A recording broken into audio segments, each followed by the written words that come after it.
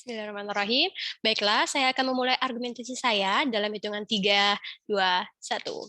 Dewan juri yang terhormat, saya akan menyampaikan argumentasi saya dalam 3 layer. Yang pertama adalah tentang justifikasi terhadap pejabat pemerintah. Nah, kenapa pemerintah dalam hal ini layak diberikan hukuman ganda? Perlu kita ketahui bahwa pemerintah memiliki beban moral yang harus dipenuhi. Kita ingat bahwa saat pemilu, pemerintah memberikan kita iming-iming untuk memberikan kesejahteraan kepada masyarakat, berbagai bantuan, berbagai janji-janji diberikan masyarakat, namun kita lihat faktanya pemerintah tidak mampu untuk memberikan itu semua. Justru mereka membohongi masyarakat sehingga masyarakat tidak percaya kepada pemerintah dalam menangani atau masalah apapun itu. Nah, maka hal ini sangat mengkhawatirkan terkhusus dalam masa pandemi ini. Nah, karena ketidakmampuan pemerintah untuk melaksanakan janji-janji mereka, maka pemerintah hal ini dianggap telah melanggar tanggung jawab moral mereka untuk melaksanakan tugasnya. Yang kedua adalah perlu kita ingat bahwa pejabatan pemerintah memiliki wewenang. Yang seharusnya wewenang ini dimanfaatkan untuk kesejahteraan masyarakat, namun kita lihat kembali bahwa wewenang ini disalahgunakan oleh pejabat pemerintah, yang dimana kita ketahui bahwa kadang-kadang pemerintah memberikan peluang bagi keluarga mereka untuk masuk ke dalam institusi pemerintah dengan adanya wewenang yang mereka miliki, sehingga keluarga mereka tidak perlu memiliki usaha untuk masuk ke dalam kelembagaan pemerintah. Nah, hal lain sebagainya macamnya. Hal ini merupakan ancaman besar karena apa? Karena kita tidak tahu kinerja keluarga mereka apakah semakin baik atau semakin buruk.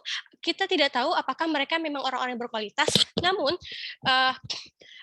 dimasukkan secara cuma-cuma ke dalam kelembagaan pemerintah. Maka hal ini akan memberikan dampak yang buruk bagi sistem pemerintahan yang ada nantinya. Nah, kemudian dengan adanya wewenang ini, pemerintah karena memiliki wewenang jejaring yang luas untuk melakukan kejahatan besar. Maka dari itu, hal yang layak apabila pemerintah mendapatkan hukuman yang 2 kali lipat lebih berat.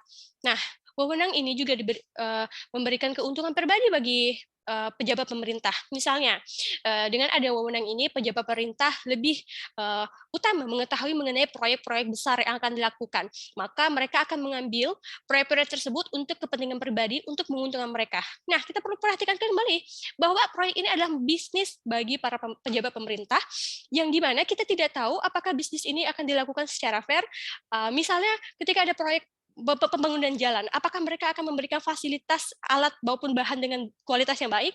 Nah, bayangkan apabila bahan dan fasilitas yang tidak diberikan secara baik, maka akan membahayakan masyarakat karena jalan yang tidak kuat atau lagi sebagainya macamnya.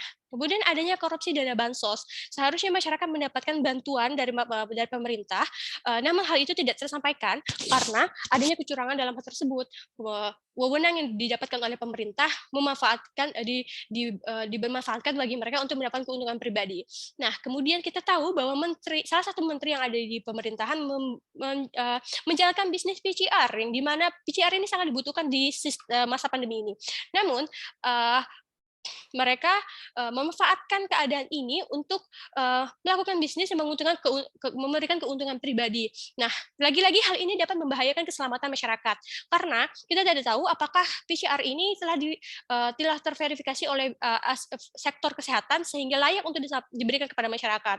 Nah, maka dari itu hal ini sangat merugikan masyarakat baik dari segi kesehatan, ekonomi, sosial, serta masyarakat kehilangan rasa kepercayaan kepada pemerintah. Dewan juri yang terhormat, pada argumentasi saya yang kedua, kita perlu meningkatkan sistem peradilan hukum di Indonesia ya, khususnya kita perlu perhatikan bahwa kurang tegasnya penegakan hukum memberikan rasa tidak keberatan kepada pejabat pemerintah sehingga sanksi yang didapatkan dianggap ringan oleh pemerintah.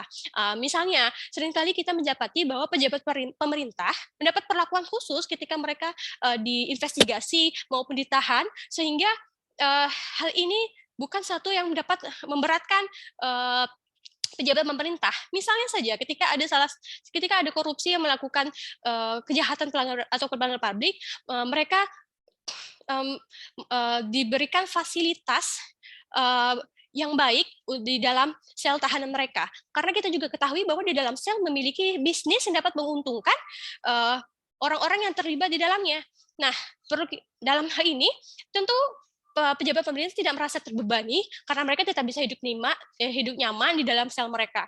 Kemudian adanya denda. Pejabat pemerintah menganggap denda ini tidak akan membebani mereka. Karena apa? Denda yang diberikan ini tidak setimpal dengan kejahatan publik yang mereka lakukan. Kita perlu ketahui bahwa kenapa pemerintah itu melakukan kejahatan publik. Tentu karena mereka ingin meraih keuntungan lebih besar. Nah, karena keuntungan lebih besar ini mendorong mereka untuk melakukan kejahatan publik.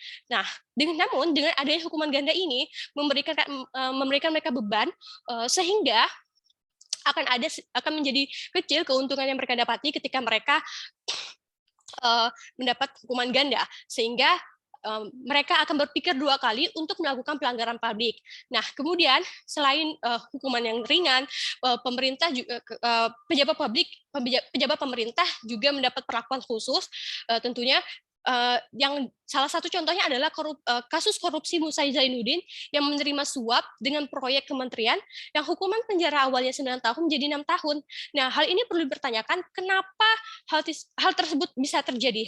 Karena ada keistimewaan karena adanya keistimewaan yang mereka dapatkan karena mereka adalah pejabat pemerintah.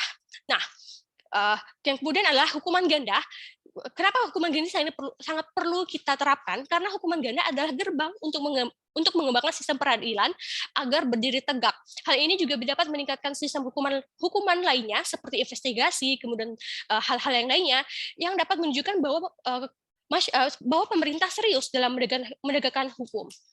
Dewan Juri yang terhormat, masuk ke dalam argumentasi saya yang ketiga. Apa yang akan kita dapatkan apabila kita berhasil menerapkan hukuman ganda?